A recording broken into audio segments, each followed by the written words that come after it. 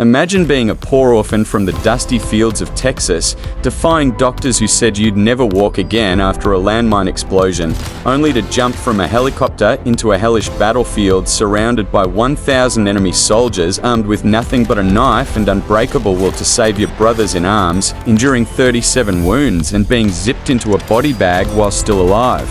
This isn't Hollywood fiction. It's the true, pulse-pounding saga of Master Sergeant Roy Benavidez, a Medal of Honor hero whose raw courage in Vietnam's jungles redefined heroism for generations. Stick around to uncover how one man's indomitable spirit turned impossible odds into legendary triumph that echoes across America and Europe today.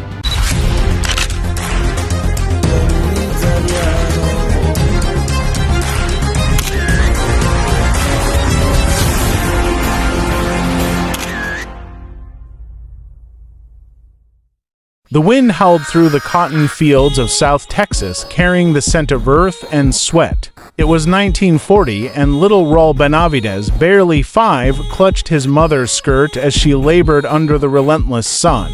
Born August 5, 1935, in a humble shack in Lindenau, Roy was the first son of Salvador Benavidez, a sharecropper of Mexican descent, and Guadalupe, a proud Yaqui Indian woman. Their life was one of simple joys overshadowed by hardship. Salvador taught Roy to ride horses and tend crops, whispering tales of their ancestors who founded Benavidez, Texas.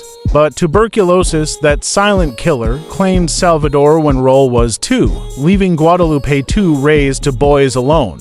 They moved to Cuero, where Guadalupe cleaned houses for white families, her hands raw from scrub brushes. Roy and Rogelio helped as they could, but in 1942, the disease struck again.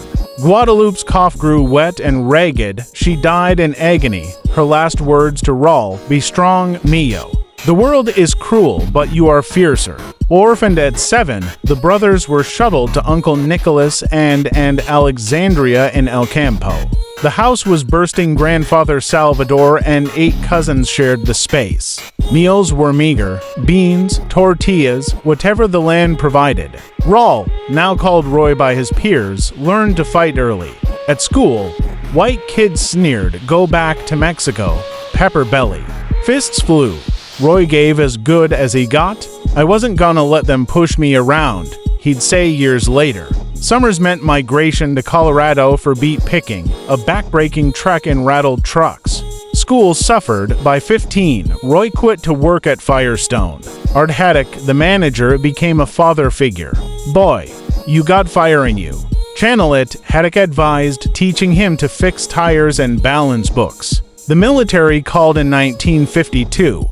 Korea raged, and the Texas National Guard offered $55 a month riches. Roy enlisted, drilling on weekends. Meeting Audie Murphy was transformative. The diminutive hero, covered in medals, shook his hand. "Serve with honor," Murphy said. Roy did, transitioning to active duty in 1955. Basic training at Fort Ord was hell: push-ups in mud, marches till feet blistered. He changed his name to Roy Heezier for the sergeants. Korea was cold and tense. Patrolling the DMZ, Roy huddled with G is from all backgrounds. We shared warmth, shared stories. "For once, I was just a soldier." Back at Fort Chaffee, he spotted Elvis getting a buzz cut. "Hey, King," Roy joked. Elvis laughed. Then Germany. 11th Airborne in Augsburg. Bar fights were common. One night, Roy decked a loudmouth, earning a transfer to Berlin. The wall loomed. Soviets eyed them across barbed wire. Another brawl, this time with an officer, landed him in court. "Duty, honor, country," Roy quoted, admitting fault. Demoted, he learned restraint. 1959 brought joy: marriage to Lala Coy, his high school sweetheart. "She's my rock," Roy said. They settled at Fort Bragg. Roy earned airborne wings, jumping from C-130S with a hoop. The 82nd was family, but Vietnam beckoned. The crucible of Waroctober 1965. Roy landed in Saigon, the air thick with humidity and diesel. Assigned to advise AF troops, he patrolled jungles where VC lurked in shadows. Australian mentor Dickie taught camouflage: squat, eat rice with fingers, be one with them. Roy adapted, leading raids, dodging ambushes. Then, disaster. On a lone recon, a landmine detonated. Shrapnel ripped his back. He awoke in hospital, legs numb. Paralyzed for life, doctors said. Lala visited, eyes wet. But Roy, fueled by anger at anti-war protests, began secret training. Nights, he'd slide from bed, crawl on elbows, touch the wall, return. Pain is temporary, he muttered. 6 months later, he walked out, doctors stunned. Back to Special Forces. The Q course tested limits, rucksack marches, swamp survival, halo jumps. Graduated, Green Beret on head, Roy felt invincible. January 1968. Second tour, B-56 Detachment, MACV SOG. Covered OPS into enemy territory. Tango Mike, comrades teased for his fierce demeanor. Training was intense, Maguire rig drills, where men dangled from ropes under choppers. May 2, 1968, the day that defined him. At LOC Ninch FOB, Roy attended mass. Radio burst, team down. Surrounded by NVA battalion. The 12-man team SGT. Leroy Wright, 2 other berets, 9 Montagnards faced 1,000 enemies. 3 choppers tried extraction, shot to pieces. Roy grabbed medbag and knife, boarded McKibben's Huey. "Let's get him," he said.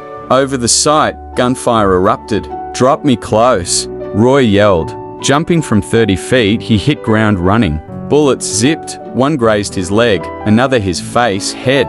Blood blinded one eye, but he reached the team. Carnage, Wright dead, others wounded. "Who's in charge?" Roy shouted. "You are now," a Montagnard gasped. Roy organized, perimeter, fire that way. He bandaged wounds, passed ammo, radioed, bring him in. Smoke grenades popped, chopper landed. Roy carried a man, firing AK. Shrapnel hit back, abdomen. Loaded him, back for more. NVA charged, bayonet thrust into his gut. Roy pulled it out, stabbed back. "Die, you bastard!" Clubbed with rifles, head split, arms fractured. He killed 2 more in melee. Pilot down, chopper crashed. Roy dragged survivors out, formed defense. "Hold on, boys." Airstrikes hammered enemies. Another bird came. Roy ferried men, killed rushing NVA.